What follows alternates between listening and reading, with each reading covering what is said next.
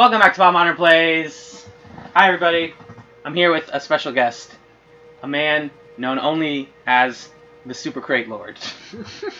John, how are you doing? I'm good. How are you doing? I'm great. We're playing F-Zero, one of my favorite Super Nintendo games. Yeah. Or I'm playing F-Zero. I'm watching it, which is where I prefer to be with this game. It's just so hard. It's a brutal game, and it's pretty influential because it's just like Mario Kart, but I guess more sci-fi. And I don't know. F-Zero is like a property that hasn't existed for a while. Like, when's the last time you heard someone talk about F-Zero? Yeah. But little things that it did in a lot of ways just are in games today. Like the drifting specifically has this like feel to it, and the idea of like a future racing game with pit stops, and obviously the like style of it influenced a lot of Smash Brothers, and obviously Falcon is in Smash Brothers. Like, it was an important game at the time, and like Super Mario Kart, it was like, oh my god, they can do like big sprawling whatever this like type of camera angle is version. I'm bad at this game. Yeah. This was like pretty graphically intense for the Super Nintendo, which is why I like it, and it's got like the best soundtrack. So why have they not done a new F-Zero game in recent years? That's an amazing question.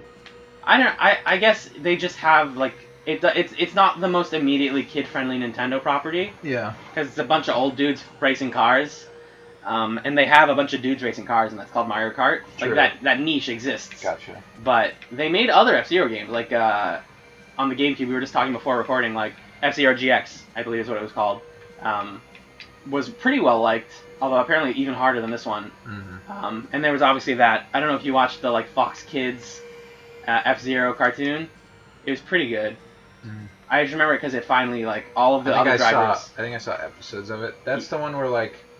Was it about Captain Falcon, or was Captain Falcon the friend of the main guy? Yeah. It was like a little kid. It was sort of like Speed Racer, where it's not like necessarily about the kid. It was like somebody got frozen in the past and then woke up in the future. And then they were in Mute City. Yeah. Yeah. That sounds right. I like visually remember elements of that show. I don't, like I said, I also don't think I watched a lot of it. I think I watched like an episode or two. I was more into the Kirby show. Yeah, that was definitely in the same like block of television as like Kirby and Ultimate Muscle, Fighting Foodons, your favorite food-based anime of all time. I just so want to bring Fighting Foodons back into the cultural conversation. They should make a new Fighting Foodons show. Or everybody should just watch the old one. Like, it's such a beautiful, I don't know, what's the word? Artifact of that moment. Well, yeah, because there's a ton of anime that's just, like, about one thing. Like, it's just about food and, like, what if people fought with food and, right, like, but created... it's so not... So I don't mean to cut you off. Yeah. I mean, I do mean to cut you off. You do, I know you do. I want to be polite about it. Yeah. Fuck you! But it's so not... Like, it's not an anime. You know what I mean? Yeah. It's in the class of, like, mid-2000s post-Pokemon... morning programming. Yeah. Like, it's so solidly a C-list show in that pantheon. And it knows what it is, and it's been that, or it always was that. It's like a show that's supposed to fill the time when Pokemon and Yu-Gi-Oh! Aren't on. Yes. Basically.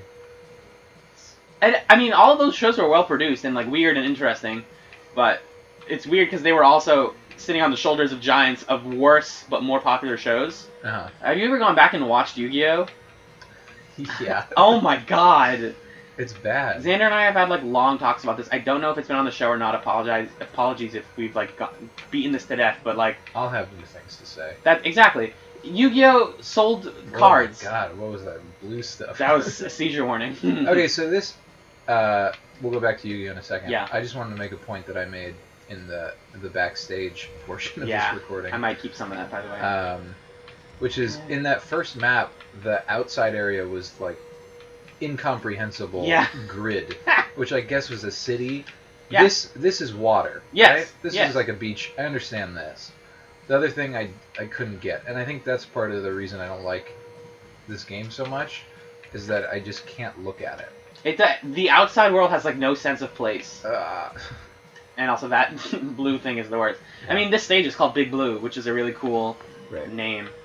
Because it's also special love I have for you. But yeah, like Yu-Gi-Oh was totally just like baby. So many cartoons from our childhood where it just sold stuff to us.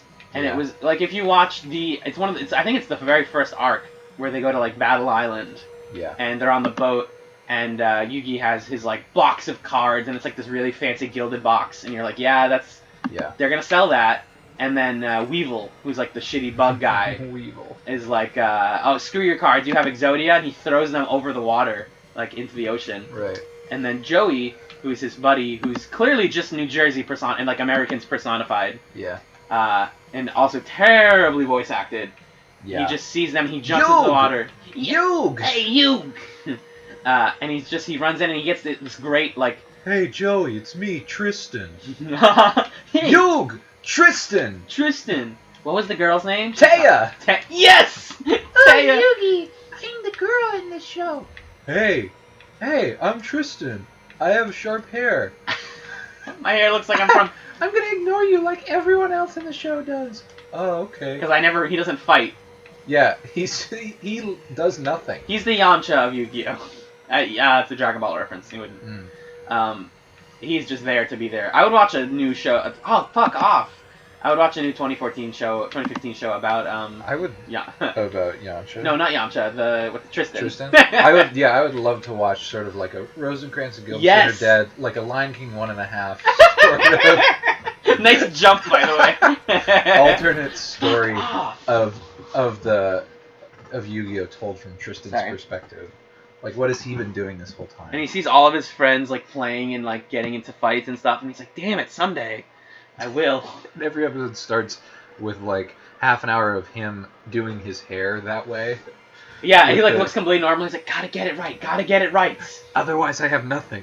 This is all I am. Oh, whoops. Sorry, emulator problems. People know we do that. I like to not have the illusion be there, but then I accidentally hit the right trigger, and it's like, ooh, save state. Whoops. Yeah. What was I talking about? You are now being fully inducted into Pop Modern Plays because you made a prescient point and then lost it. So yeah, that's the whole show. Sorry. It happens a lot. There's Fighting Foodons. Yeah. There's Yu-Gi-Oh! There's this.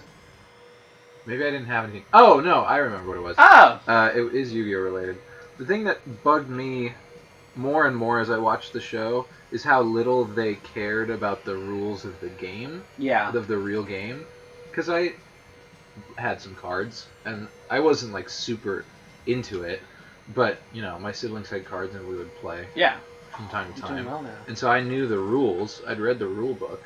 And I remember the most egregious offender was the movie.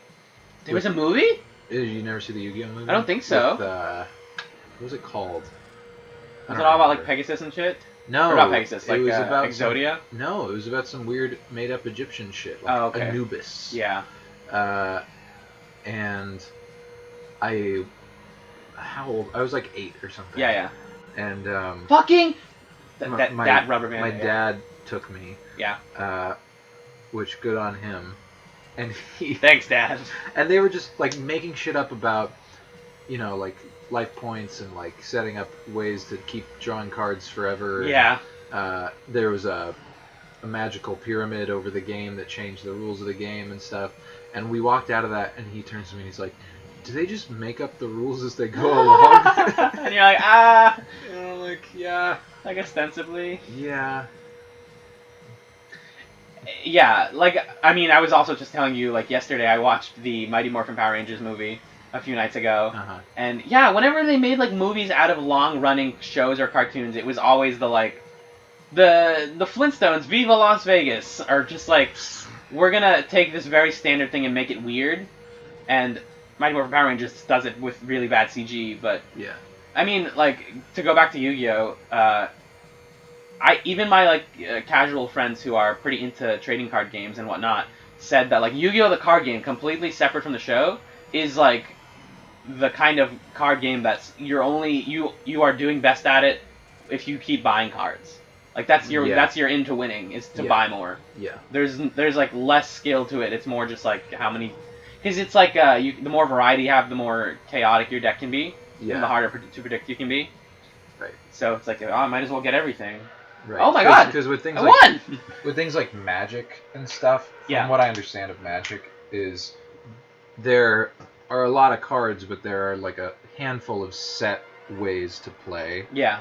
Like I'm gonna play a fire deck or like I don't know, forest a deck land or deck like whatever or something. they are. Yeah. And so there's kind of like ways that you can predict how people are gonna go. But Yu-Gi-Oh, each card could just be like, hey, and by the way, this card, you draw 10 cards, and your opponent loses their hand and gains 100 life points. Yeah. And it's like, okay, great. Yeah, and a lot of math in that game too. We don't have to stay on Yu-Gi-Oh. I had a question. Ask it for you. about F-Zero. No. Wait, we're playing F-Zero? What? No. This is a desert. This is I understand. Yes. I guess I've never played past the first track. I've never beaten the second track, so I'm already past my best look thing. At you. Yeah. Has there ever been a good example of a long-running show that had a movie? Oh, that's or a a really long-running good question. franchise that had a movie and the movie turned out pretty good. And that was pretty good. Well, I mean, I think that like those examples are not. I mean, those examples that we gave are bad, but like that's happened before totally, and it's usually it's not always like the movie surpasses the show or whatever. Sure. But sometimes it's like, oh, I'm not offended by that, and that was like a good theatrical. But like, can you think of an example? Twin Peaks Fire Walk With Me. Well, it's the cruelest. That doesn't example. really count, though. Yeah. Because that's not like I'm talking like a bigger franchise. Yeah, like a longer running thing. Either longer running or just more creative voices involved in it. I liked Rugrats in Paris. I was like 3, but Mm-hmm. but I thought that movie was pretty good. And they introduced Kimmy, who's like my favorite Rugrat by a long shot. That's a good point. There haven't been a lot of, or there's like definitely been a lot of them, but I can't even like think off the top of my head because Like that was a big the kind thing. of movie where it would be pitched as like Fucking Green, by the way. Sorry. It would be pitched as like we're doing a blank movie. Yeah. Like we're doing a Brady Bunch movie. Oh, that's the worst example. Oh no. But like that kind of like the kind of pitch that you'd be like, that doesn't sound good. Yeah. But then it turns out to be good. I'm wondering if there's any film that has been good in that context. The Brady Bunch movie is where everybody Can people says... hear my typing better? Probably, but it's not that bad. Okay. I'm not looking anything up, so sorry. Yeah. If that's what you're... Xander has started doing it, and I give him shit for it, so it's whatever. I'm doing something else. Yeah, the Brady Bunch movie is like where everyone kind of realized, like, yeah, the show should have stopped. Yeah. Because it was exactly that. It was like, here's this standard family sitcom, but like, what if they went to an island and they like hung out on an island and it was wacky, but it was really stupid. And then I think there might have actually been a show after that. I might be wrong, but it was just really bad. And Brady Bunch was one of those shows from the '60s that I watched a lot of, and then going back to it, it's like, oh, there were good parts of it, but it's mostly just like really rote. Like Full House. We were talking about Full House last night, and just how that show seems good in hindsight, but as soon as you look at it in a remotely critical eye, you're like, oh no, this was, as the FullHouseReview.com guy put it, like a failed. Wow. Oh, you lost. That's like a failed cartoonist wanted to make a family sitcom, and they gave him 8 seasons. Like they just shouldn't. They shouldn't have done that at all. But they did. I have 2 lives left. This was a thing in like SNES racing games. Like Mario Kart does this too, where like now Mario Kart is like there's a single player component, but you should be playing with friends. Yeah. These were like the single player game is like the game, and then you can also have a friend mode where the objective is to beat it, not like to stay in the top 3 or whatever, or else you get knocked out and you lose lives. Interesting. So they like designed these games sort of like video game or like standard single player games. But they're also fun multiplayer. We don't have a good second controller setup right now, which is also why we're not 2-playering this. And also, I prefer one player plays when the other person talks. That's just like my kind of thing. It's usually better when the second person not playing is paying attention. Yes. Well, I always say that like the best Spot Modern stuff and the best Let's Play stuff is where the game facilitates interesting conversation and the conversation isn't about the game exclusively. I'm just recording that we watched Fire Walk with Me last night. Through all of your mediums? Yeah. Like we don't need to name drop websites. Everybody check out flickchart.com. Flickcharts.com. That's for flickchart all your flickchart needs. For all your charting, and then watch Who Charted. Listen to, I mean, I don't know. Flickchart is actually a pretty good website. Yeah. We don't think about it often enough. I mean, I don't use it as much as you do, but I use it all the time. Yeah, it's a great way to like easily keep track of everything you've seen and sort of order them and stuff. Yeah, I'm killing it this round, by the way. As long as I don't fuck up in any major way, I've got this. I've lapped the guy in 4th place. Oh, that turn kills me every time. No, no, not yellow, please. No, Mima. 11, 12. Oh, shoot. Fucking the dude in 4th is pushing me out of 1st. That's what's happening right now. Because I'm so damn good at F-Zero. Hey, there we go. What's up, girl? Twin Peaks Fire Walk with Me is the 20th film I've watched this year. Oh, wow. Which is not many. Yeah, no, this year is abysmal for me for watching movies. I think that's like my 7th. Yeah. And all the ones I watched are either dumb or like things I watched while I was still in class, so they just kind of were towards spoon-fed to me. This music, if you can hear a little bit of it, is very monotonous and scary. We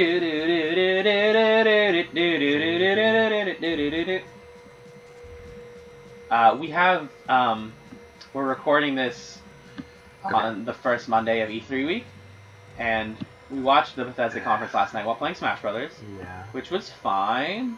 Yeah. Fallout 4 looks delightful. These are hot E3 thoughts, like 6 months late, whenever this episode goes up. Hopefully this episode is out before Fallout 4 is out. Right. If I sit this far back and project, is it cool? Yeah. Well, check the levels. The thing is, I can play with that. That's the reason we record separately from video. People don't know about this. Is so even if something's quiet, I can boost everything. I know, but I don't want to make you boost every word that I say. Ah, that's fine. As long as we can hear you somewhat. Okay. And the game will be like practically muted. I usually keep it like that. Gotcha. Oh, hey there. So the reason I mentioned that is that the Xbox conference is going on right now. Oh my god, it took a second. And I have it muted. What are we looking at right now? That was Cuphead. Have you heard of Cuphead? No. It's a 2D game that looks like a Steamboat Willie cartoon. Okay. Which is a great looking art style. I think this is the last stage. What? Deathwind 1. There's only 4? I think. It's called Deathwind. Like, that sounds as final. Also, look at the mountain in the background! I would say Alan zoom in on the background, but that's so much work. I've started taking on the role of needy Let's Player and also the angry editor catering, so I'm like just... Your personality is splitting. Yes, exactly. Straight down the middle. Because the angry editor, it'll be like, Alan, put up a picture of the fucking thing, make the picture dance around the screen, and then I do it, and then like the text at the bottom is like, eat a dick. Or I always think about doing that, but then I'm like, this is a show of positivity and fun. Let's not make it sad. Also, this is a weird stage to play on. Weird stage. Weird stage. Oh god. No. Look out, it's the police. I'll be watching you. Roxanne. Hello, it's me, Sting, from the police. What's Sting's real name? Go. My real name is Jonathan Sting. What's your favorite movie, Sting? Well, it's the one that's got Paul Newman, and it's called. You can do it. You know it. Come on. Butch Cassidy and the Sundance You got Kid. it. It's right. I love that movie. Thanks, Sting. I really appreciate it. Sting, what have you been up to lately? Well, I've been keeping bees in my backyard. Have you now? Mm-hmm. Interesting. I love the way that they fly around. Do they ever hurt you? Do they ever like just get in your face and they like try Sometimes they get close to my skin and they buzz loudly in my ear. I imagine that's like the worst thing about it, really. Yes. Oh, am I gonna make it, by the way, Sting? Sting, do you think I can beat this race? I think you can. Oh, here's the heels. Oh! Do you want to know what my favorite kind of ray is? Yeah. I mean, I can assume, I can guess, but I mean, what is it? I want you to guess. Is it like the one that flaps around in the water? Manta. Yes, that was the one. That was what I was gonna guess. Manta ray. I thought you were gonna say Sugar Ray Leonard. To be honest with you. I am a music buff. Was he a boxer? No, see, okay. Sugar Ray Leonard was the boxer. Fucking! I was so close. Sugar Ray is also the name of the guy. No, that's the band. But there's also Ray Charles. No, but there's also Ray Charles, and there's also Sugar Sugar How You Get So Fine by, I think, Neo. I might be completely wrong. Have you ever noticed how R&B singers and boxers have similar names? Yeah, it's basically a pretty common trend. Go ahead, let's play the game. You name one and I guess which one it is. Because I'm from England. I'm from England. Are you, really? I think so. Sting, you have to know where you're from. That's like your hometown. That's where you were born and raised. Well, really, I came out of a cocoon in 1929. Oh. And I prepared myself for the 80s. That's all I've got. And then you finally descended upon the world like a sharp barb. And you descended slowly and pricked our arms. Floyd Mayweather. There actually is a... This is the game. You guess. Thank you, thank you. There was a... What? Oh, Right. what am I guessing? Okay. Am I guessing is it boxer Boxer or R&B recording artist? Boxer or R&B? I'm going to say R&B recording artist. Oh, you got it right. He was a session musician for, what's his face? He did backup vocals on Pet Sounds. Yes. Yeah. He was on Caroline No. Yeah. Oh, he totally was, yeah. He was the guy that went, Caroline! Yeah, that was Sugar Ray Leonard. No, wait. Floyd No, Mayweather. that was Floyd Mayweather. Short-term memory, come back. Come on. Sugar Ray Leonard is a boxer. You're right. Wait, yes. Alright, well, I'm leaving. Aww, but Sting, I'm gonna miss you. You and no one else, I believe. Are you gonna make more music for us? Are you gonna regale us with tales of Britain and music? Well, let's just say yes. Let's just say, Goodbye. goodbye, Sting. Poof. Whoa, he like sprouted wings and then flew into the ceiling and then disappeared into a puff of smoke. Hey, did I miss anything? Sorry, I was in the kitchen. John, what? You missed? You didn't catch any of that? Any of what? That was... You didn't... Oh my, wait. Every move That's you make, the smell. I'll be watching that song. you. Was Sting here? Of the police? Yeah. Ah, He came here to put you in handcuffs. damn it. We miss each other all the time. It's like, have you ever really seen Sting and me in the same room. and Magellan in the same room? No, I don't think so. That's crazy. Ah, my background changed. Ah. Oh, you're gonna die, dude. No, I'm fine. I have one lap left. I just have to survive. I'm not even trying to win anymore. Yeah, give me the chocolate. Have you seen... You never watched what Give Me the Chocolate's from, have you? No. Oh, it's so good. I sent it to you a while ago because I kept saying it. Did I? Oh, I think I ranked out. Yeah, I ranked out. Damn. I still have a life left, I think. Can I use that life to try one more time? Let's try one more time. If I fail this, then we're going to call it. Okay. Can we do another one where I play a game? Yes. Yes! I didn't mean to make that sound so petulant. I know. Just, No, if you're having fun, we can just do this. This is like a thing. we don't have to do like a ton. No, yeah. I want to see what the formula would be like when you're the color commentator. It's dark. It's dark? Well, okay. Is that my calling card? Is that I come in as wacky characters and you are just depressed? Like Kinda. That's how it mixes up. Well, with me, it always feels like I'm being very paternalist with the audience, because that's how I like my shows, is for them to tell me how to live my life. Yeah. So Xander will be like, "Oh, this game's pretty cool," and I'm like, "You know what sucks? Racism." Like, I just use it as a platform for me to just like bark at the audience and like tell them what to think and what to consume. Imagine if Gilbert Gottfreid was a hard-hitting social commentator. He has like a pundit podcast. Well, Black Lives Matter. That's the hashtag of the day. We're going to our first caller. Hello there, it's me, Sting. You're back. Gilbert, I have some How are things- ya? I'm doing fine. I have some things to say about racism. Oh, tell me about it, Sting. This is Sting from the police. You're on the air. You're embarrassing me. Now, here's my take on it. We've got to be good to each other, you know? I agree 100%. Great. By the way, I have a new album. Plug your shit. We can swear on the radio. It's radio. I can bleep and beep and bloop. It's great. Wonderful. That's pure wonderful. Wonderful's a swear in England where I'm from.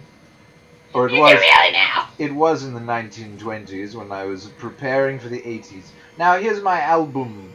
It's called what is that song? Sorry. I always remember the title of the album by that song. She's something like a flower. What is it? But she's something like a bee. You know. She looks like a flower, but she buzzes like a bee. That's my new album. By Sting. And you were here to play the first exclusive track. I'm Gilbert Gottfreid. Oh, Gilbert, you're embarrassing me. This has been Pundits Live. Gilbert, could you read out the name of the first track as we go into it? This right here is a little ditty by the name. What's the first track on that album? Just anything? You know it. Oh, of course. Fucking. It's called Fucking. Fucking in the 80s. Oh, I hear it starting. We're fucking in the 80s, and my woman is a lady. She's wearing high-top shoes and jean shorts. And you don't know, but I like sports. I like baseball with old uniforms. I like soccer, and I like the sports that I watch on TV when we're fucking in the 80s. As you can see, I'm drawing a lot from David Bowie and other influences. Thanks for being on the air. Next time on